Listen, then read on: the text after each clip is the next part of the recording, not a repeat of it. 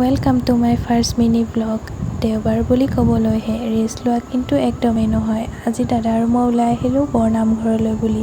লগত দাদাৰ লগৰ এজন বন্ধু আৰু মোৰ লগৰ এগৰাকী বান্ধৱী। আহি গেটৰ সন্মুখেই পালোহি। গেটৰ সন্মুখৰ পৰাই দোকানবোৰ আৰম্ভ। গাড়ীখন পাৰ্কিং কৰি চাকি বন্তি লৈ আমি ভিতৰলৈ বুলি সোমাই আহিলোঁ। ভিতৰত চাকি দিবলৈ জেগাই নাই, টাইলছবোৰ যে ইমান পিছল। আমাৰ অসমীয়া মানুহে কয় নহয় তেল পৰি পিছল, কথাষাৰিত আখৰে আখৰে কাটিছে। জেগা নোপোৱাৰ বাবে চাকি গছ এনেদৰে গছ তলতে দি আমি ওলাই আহিলোঁ, কাৰণ ভগৱান সকলোতে বিৰাজমান নহয় জানো।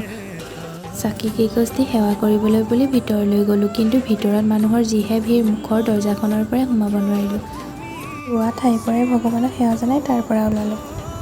ভাবিলোঁ হাতীকেইটাৰ ওচৰতে দুকপিমান ফটো উঠোঁ। বাপৰে বাপ, কেমেৰা আৰু মানুহৰ যিহে ভিৰ, কাৰ কেমেৰাত বন্দী হওঁ ঠিক নাই, সেয়ে ফটোকে নামাৰিলোঁ। গৰমো যিহে পৰিছে, বেছি টাইম আকৌ ৰ'ব নোৱাৰি। কিবা এটা খাই দৌৰাদৌৰিকৈ গাড়ীৰ ফালে আগবাঢ়িলোঁ। আজিলৈ বাই বাই, নেক্সট মোৰ ছেকেণ্ড মিনি ব্লগত আকৌ লগ পাম।